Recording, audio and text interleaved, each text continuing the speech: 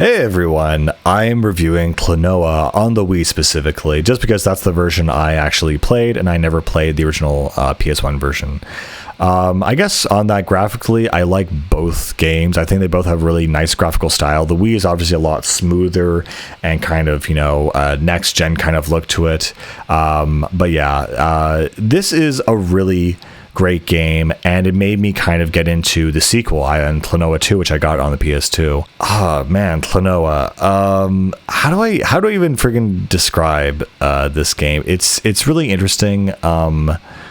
Klonoa himself is a really fun character, definitely very similar to Sonic in terms of his design and stuff, and his gameplay is also very simple, but in that very short gameplay and experience, he's able to tell a pretty emotional, intense story, which is very surprising, honestly.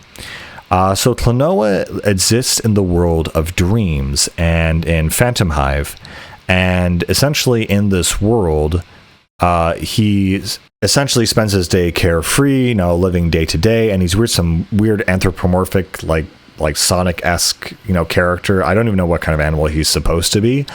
And so he's just very, lighthearted and whatever. And one day there's this giant water drop that appears called Hoopo. And Hoopo is this character who basically befriends him, and they become best friends. And, Klonoa isn't sure, where he's from or what his, backstory is, but he does have a grandpa, basically. And so he knows he's pretty much, part of this world, somewhat in some way. And so, yeah, it's just very simple. And they just kind of go off on adventures. And what happens at the beginning of the game, there is basically the entity of Nightmare, who is this guy or this creature that is there to basically destroy the world by waking the sleeper or something. And so basically they have to go out and stop him. And he's assisted by his henchman Joker. And yeah, it's all very abstract, very Kirby-like. So when you get into the gameplay, it's like a 2D action-adventure platformer. And again, like Kirby... Actually, I'm thinking about this. It's a lot like Kirby in a lot of ways.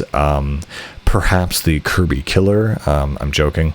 But it is very similar in the sense that it's 2D, and what you can do is you can grab enemies using your wind ring or something. And so this allows you essentially to grab enemies, and once they are grabbed, you actually have two choices. You can throw them forward and then it will fly into the next enemy and destroy them, or you can do a double jump with them, and that's useful for getting into different places. And so a lot of the time through the game, you'll go through the stage and you'll come across a certain point where there's a collectible that's too high or an area that's too high, and you basically have to use a double jump in order to get up there. And so it's a very simple thing, but sometimes you have to chain together different different characters, different jumping, and it can get pretty complicated in order to make sure you get all of the collectibles on the level, of which there are a handful. And so some of these collectibles will come in the shape of eggs, and so you have to collect all of them to get 100% for the level, essentially.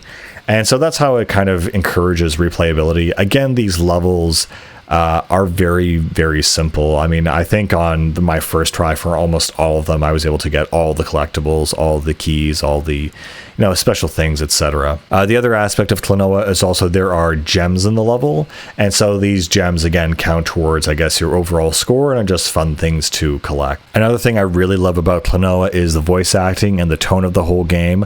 I would say this is their version of Kirby. Now that I really think about it, it has that lighthearted vibe to it. You do have a heart system, and if you do get hit, you lose a life or whatever, but it's very hard to get a game over in this game. It's like typically very easy.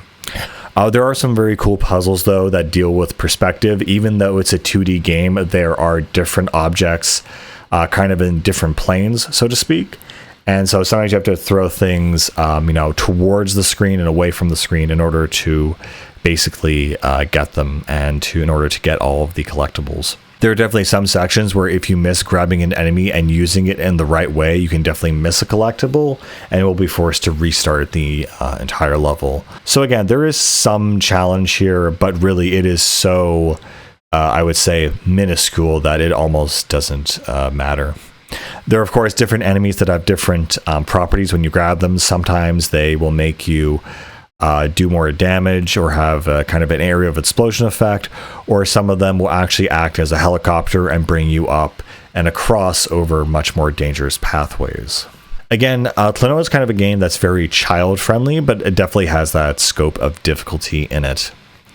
Another thing that's also very odd about Klonoa is how extremely, I would say, emotional it is. It's very odd to me that this game has some very, frankly, kind of dark or unexpected themes. Certain characters just, end up getting destroyed, essentially.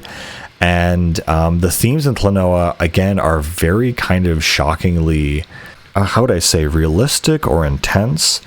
For example, the end of the game itself is, I can't get spoilers on it at all, but what it turns out the final kind of point or aspect of this game is, the big reveal, is really shocking to me. It's essentially some kind of betrayal, and it just, I never saw it coming, and I did not expect it from a game like this. And honestly, this game has a kind of a tragic ending where Klonoa is kind of sent away from, this world and is forced to wander the realm of dreams for all eternity. And that's actually where Klonoa 2 takes place, where suddenly he's, in a new world, in a new universe, and he kind of has this, traveling, hero vibe to him. Also, I just like Klonoa's design, and another big thing that adds to this game is, of course, the music and the character design. The music in this game is really soulful,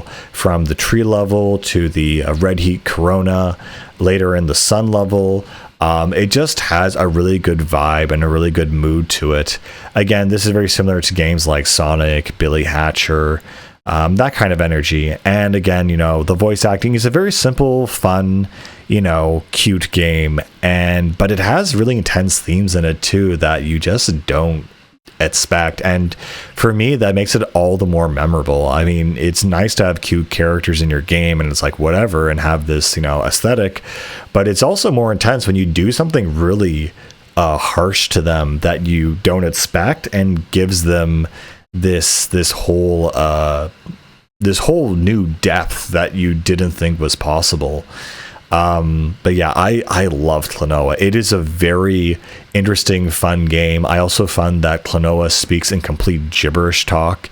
There's a level later, actually in the sequel, which I'll talk about later, where they just have an entire song in his gibberish speak, and it's one of my favorite things ever. It's so ridiculous, but I love it. And yeah, each level is called a vision, and they're different, and it's applied as different dreams that are kind of collected in this place called Phantomville or Phantom Hive or something. Anyway, this is an absolutely cherished game. I didn't play it as a kid, but it felt like I have nostalgia for this game, even though I didn't play it as a kid, because it just has that beautiful, whimsical energy and feeling to it. And there's nothing else I can really ask for. It's just a really cool, fun, neat little, and that's very easy to complete. So yeah. Anyway, guys, that's Klonoa. Definitely kind of a weird little classic game. I'll see you later. Bye.